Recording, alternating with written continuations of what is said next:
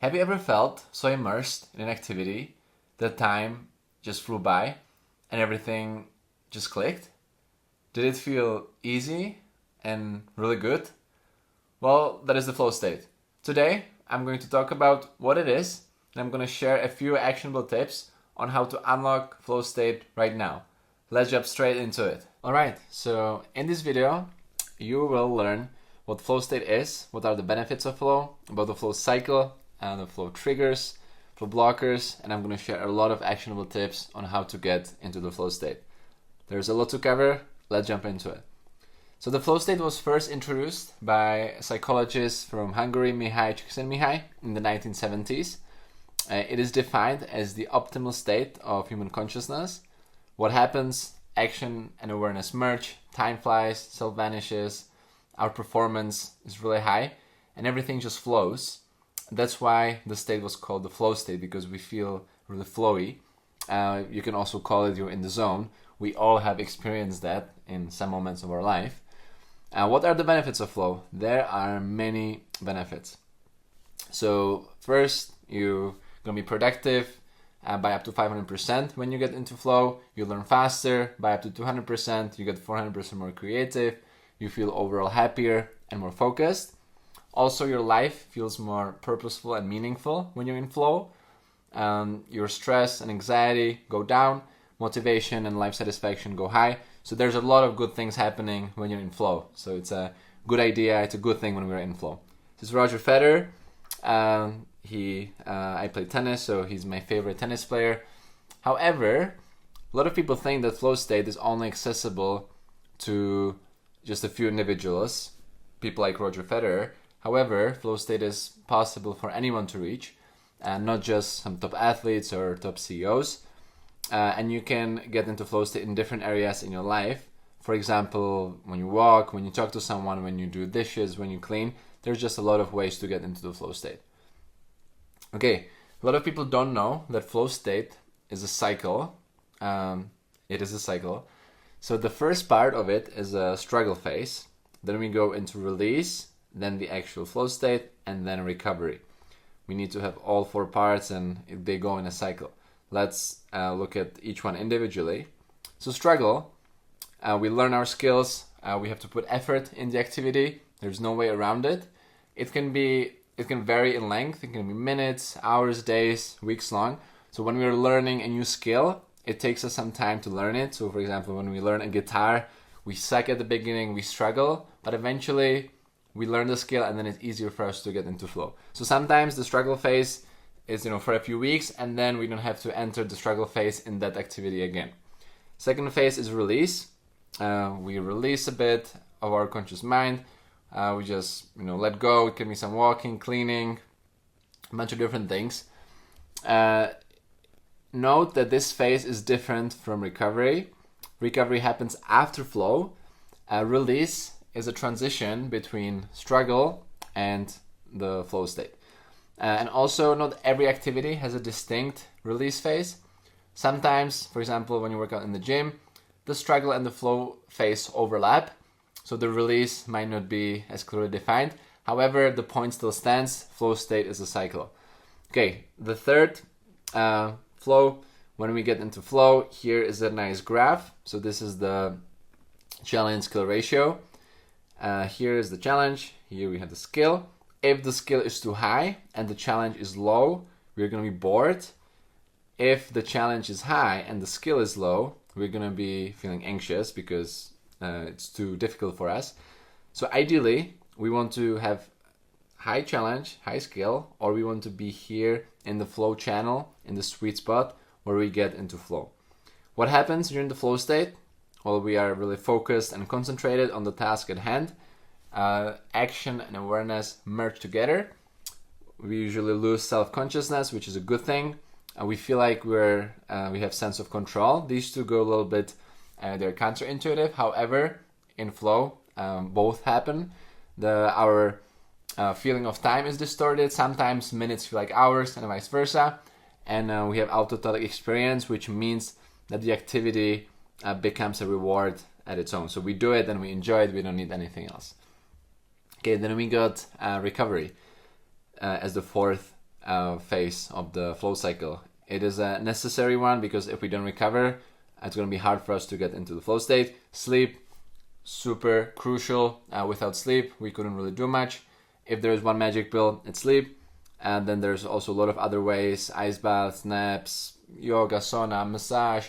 There's a lot of different ways how to recover. And it's necessary to recover after flow state so we can enter flow state later. There's also, TV, alcohol, social media. However, those are not good recoveries. We're going to talk more about it later. It's passive recovery. And if something is going to take energy away from us and it's going to prevent us from getting into flow later. Let's look at an example. So writing an essay, for example. So first we have the struggle phase. We look at the blank paper or on our laptop. We don't know how to start. So we just, try to power through it. Then after some time, we release, we let go, we just start typing, even though it's not great, the first draft. Then we enter flow. Here we go. Now we are writing, everything is flowing, it feels good. And the last part, we get recovery. We take a break, we go for a walk or we do something nice, and then we can do this next day again. Flow triggers. So there is a lot of flow triggers, and what they do, they help us get into flow. So it's important to know what triggers our flow state. Note here, we don't have to get into all of them in order to get into flow. Just few are enough. We have individual flow triggers and group flow triggers. Individual ones, challenge skill ratio, that's a graph that we showed at the beginning. Clear goals, the clearer the goals, the more we're prone to get into flow. Immediate feedback, complete concentration, curiosity, passion, and purpose, autonomy, big flow trigger, novelty, complexity, unpredictability, creativity, risk, and deep embodiment. Then we got the flow, group flow triggers, shared goals, complete concentration in a group, when our egos blend, equal participation, close listening, open communication, familiarity, autonomy, a sense of control in a group, shared risk, and also saying yes and, which means we try to be in a supportive environment. So these are the flow triggers. We want to engineer as many of them in our life. So for example, if you're writing something, so how is the challenge skill ratio? Are your goals clearly defined? Do you get immediate feedback when you play? For example, with tennis, you get immediate feedback if you hit the ball in or not. Are you concentrated? Is it something novel? Is it complex? So if we can combine a few of these, we're going to get into flow. On the other hand, we got flow blockers. Flow blockers prevent us from getting into flow. So we want to block flow blockers as much as possible. Note here that if we get distracted during the day, for example, we get a message and we try to respond to it, it can take us up to 15 minutes to get back, which is a lot of time. Flow blockers. There is mental blockers, physical blockers, and environmental or external blockers. So the mental ones, you all might have experienced it, probably did, I did. Negativity, self-sabotage, fixed mindset. Physical blockers, we're just tired, exhausted, stressed, too much. Stress is good, but too much of it is not. And we're burnt out, so overall we just don't feel good. Environmental, poor time management. If we do something, it's misaligned with our why. We have lack of direction, and also overwhelm. Okay, let's get into some tools. So the first important thing is to identify our flow activities. So what are the activities where we get into flow? It can be walking, it can be sports, it can be during work, it can be during calls, conversations, so many different ways, but it's important to find for you what works. So you can take a piece of paper. By the way, I'm going to share this document down in the comments, so you're going to have it handy. So think about what activity makes you lose track of time. When do you just, it just flies and you feel really good? When was the last time you felt really immersed in a task, that it felt good, you felt productive? Answer that question as well. Or when was the moment in your life when you just felt alive, you felt great, and what contributed to that? After you answer these questions, ask yourself, how can you engineer these activities in your life more often? What can you do so you experience this again and again? Or if you know your flow activity is running, how can you go for a run more often? How can you get into the flow state more often? Okay, then we get recovery. We already talked about it a little bit. super important. Recovery is not optional. It is not mandatory. It is mandatory. That's what I wanted to say. We want to outsleep and out-recover our competition. Because if we can sleep better than others, we're gonna gain a massive edge. So then during the day we can, be more productive, be more active, have more energy. It's really important. And as we said, we have the passive recovery, TV, social media, not good. That takes our energy away. And we have active recovery. There's many ways. Here I put together a few of them. And here note that different things work for different people. So if I tell you meditation is good, it might be good for me, might be good for you, but also it might not. So always try if it works for you. And if it does, go with it. If not, you should try something else. We have daily, weekly, monthly, yearly recoveries. So every day we want to sleep well, we want to meditate, maybe do some stretching, breath work, whatever works for us. Weekly, we have all of the above, plus maybe some sauna. We can go for a massage once a week. Then we got monthly. So again, all of the above. We can take some days off, maybe go on a little trip, spend some time in the nature. We can spend time in nature every week or even every day. And yearly, again, all of the above, plus some longer vacation, just to go out and really rest and deplete our energy. Here, some ways to recover. Sleep, extremely important. You can't really substitute sleep. We got napping, NSDR, non-sleep deep rest, which is similar to meditation. You can find some protocols on YouTube. Exercising, stretching, foam rolling, sauna, massage, longer showers, meditation, mindfulness, breath work, spending time in the nature, yoga, laughing, quality social time, hobbies, cold exposure. All of these are amazing ways to recover. And I can tell you, if you do 3-4 of these, you're going to feel extremely well. Try to do them regularly. Put them into your calendar, on your to-do list. Do them as much as possible. It really makes a big difference. Okay, here we got environmental engineering. So having a clean environment is a huge flow hack, huge flow trigger. Because if you're working and my table is messy, it's not going to feel good for me to work in that, and it's going to be hard for me to get into flow. There's going to be too many distractions. So create a distraction-free environment. It's going to help you so much. So clean your workspace, your room. If there's any interruptions, distractions, try to cut them. Mute notification, that's a huge one. Our phones are big distractors.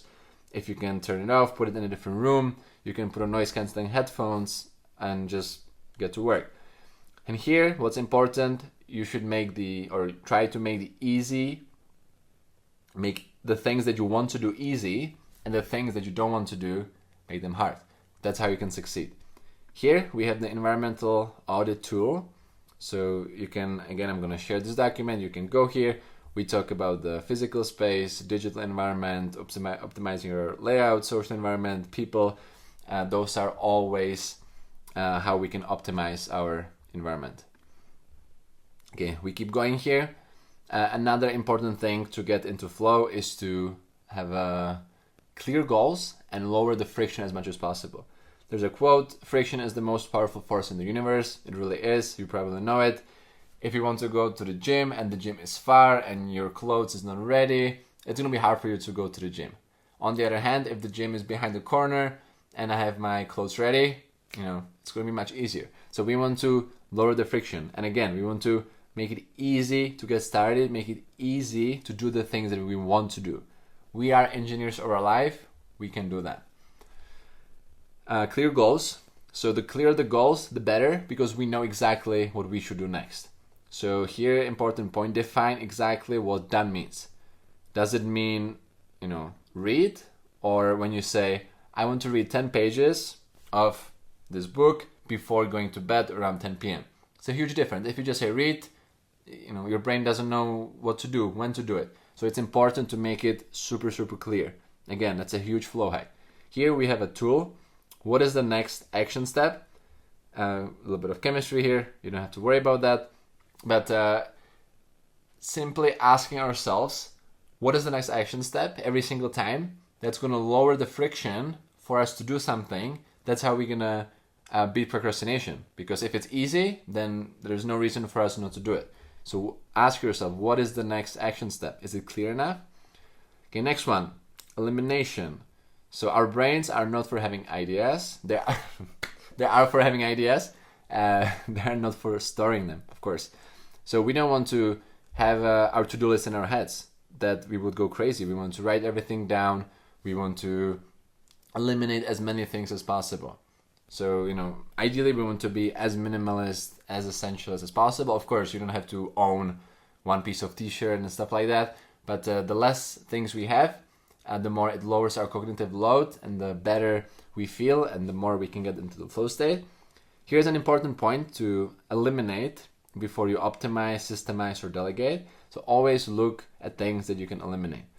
And as you probably know, not all work, not all activities are created equal. We have the admin work, emails, packages, stuff like that, versus we have sport, relationships, spending quality time with our family, difficult conversations or good conversations. So these are the high value activities, and we want to do as many of these as possible. And as we said, we can engineer our life. There are a few tips on how to eliminate. Think about why you're doing it. Do you really need to do this? The fact that everyone else is doing it doesn't mean that you have to do that. Say no. And here is a good tool, hell yeah versus no. If you have an activity, how do you feel about doing it? Is it hell yeah, I want to do it, or is it, or something else? It should be no. Of course, you can't do it 100%, but the more we can really be excited about something, the better.